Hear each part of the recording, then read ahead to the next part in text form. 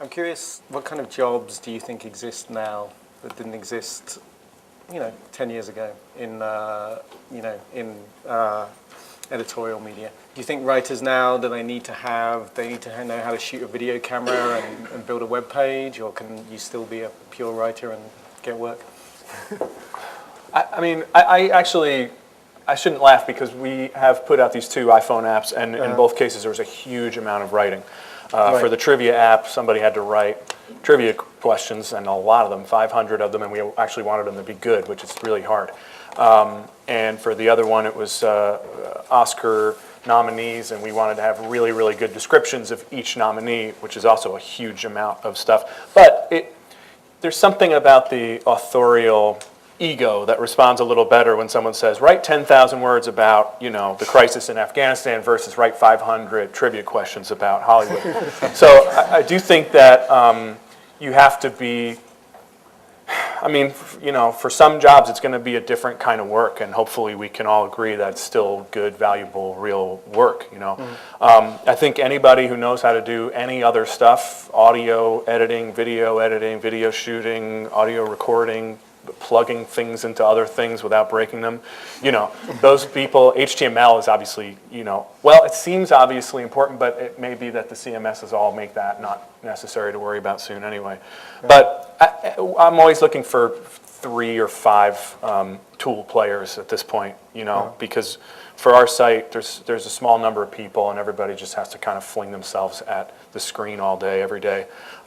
Being able to find a picture and know that you're not going to get sued for using it, and resize it and fix the color on it is a hugely important ability. And are you finding that, just curious, that a lot of your photographers are starting to shoot video as well? Yes. They're studios, if not the photographers themselves. Right. But yeah, if you don't have a studio, then yes, you are learning how to do video, for sure. Yeah, I think that for us, that's part of a lot of our big shoots is B-roll is kind of worked into it. So let's keep on talking about photography. Do you guys do a lot with photography that's different online than you do in print? Online, the site, or online, like the app? The app or the site? Well, going back to the blogging conversation a bit, it's important that a blogger is also a photo editor. So our bloggers, look through stock imagery, look through our own database of photos to choose what to use, and that's part of, the kind of complete package of being a blogger is, being a writer, being an editor, being a photo editor, being a copy editor, and maybe also a fact checker all in one before you post. So that's that. I think that the Glamour is in a bit of a kind of, is in a bit of a unique space because our magazine's visual layouts are incredibly complex, and we use so many photos. So the act of taking our print magazine and putting it onto the iPad every month is enormously labor intensive, and involves relaying out almost every single page 2 more times. And because there's so many collages, and if anyone who's ever kind of flipped through an issue of Glamour knows the front of the book is really full of tons of imagery that are all kind of placed together just so, almost by hand. So that has added a whole new complexity to the way that we put the magazine together, and we have to do it after we lay out the print pages. But how about original photography? I think a lot of what you were talking about there was choosing curated. Do you do anything with original photography at Teen Vogue Extra online? Yeah, we do. Our cover shoots, usually we do behind the scenes video and photographs as we're kind of launching the issue, which is, so the photography is, you have Bruce Weber outtakes, and then on the blogs it's pictures that I took at a concert with my point and shoot camera. So it kind of ranges from very grainy basic shots to professional grade kind of extra shots that you can't find in the magazine. And for us, we only do 10 issues a year, and we have a limited page count, so there's a lot of pictures that we want to run that we can't, so the web gives us a great opportunity to do that.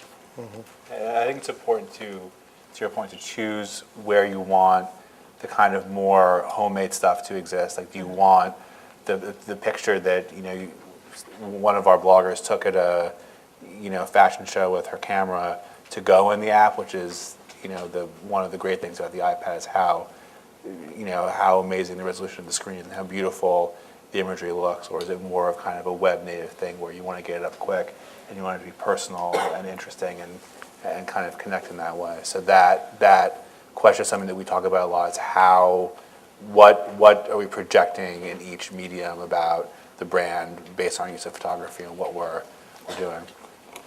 Our iPad edition, we just launched with the May issue on this new platform, and we've been adding a couple of, we just can't resist, we try not to do this, but end up adding a few extra slideshows. They're almost like Easter eggs because they're deep down in articles. They're on the 5th or the 6th page, and suddenly there's this incredible, because Rob Lowe is on our cover, and it's all about the casting of the Outsiders. And this photographer turned up during the research, had these unbelievable on-the-set photos of all these guys with their shirts off or whatever. I'm trying to drive downloads in case you haven't noticed. And so deep in the article, suddenly there's this incredible slideshow that opens up, or else there's a piece on Picasso that only had maybe 4 pages in the magazine. Suddenly we can blow up every single one of those pieces of art, masterpieces, and you can get a full screen experience on the iPad. So certainly, yeah, just the way that things look on the iPad is so amazing that you end up just being unable to resist. Well, let's just throw a couple more in here, which is exciting. And then on the site, we're constantly trying to just challenge ourselves to use visual storytelling, partly because it's more fun, and partly because it drives page views, and partly just because that's what people click on. So yeah, there's a lot. It's a lot of images. Gerard, are there any people outside of the old quote unquote old media that you see doing interesting things with images? I think there are some. I think there are a lot of people doing interesting things with images in what these guys are doing. Time Inc. They're trying lots of different things. So that they obviously use a lot of sport photography and things like Sports Illustrated. They also put we work with them on the strategy of this application for Google. So in the Chrome store, they have a sport photography application, which is they have this great section at the front of Sports Illustrated, which is just full page prints of just great sports photos. And so they took that section and sort of blew it out and made an app just from that, and ties it up with sports scores. So, like you said, photos are by far the most popular publishing or tool that publishers have for their content. We work with people, we help launch their digital edition. People will sit there and go through 200 photos. So you embed, a certain amount of the content is embedded in the application. And then when you get to the end of the gallery, you click, do you want to read more? And you click that button, and it opens up an embedded in browser app, and you continue to go through all of their online slideshows. So people will sit there and go through 200 pictures. And obviously if you're showing ads against that, that's pretty great for publishers.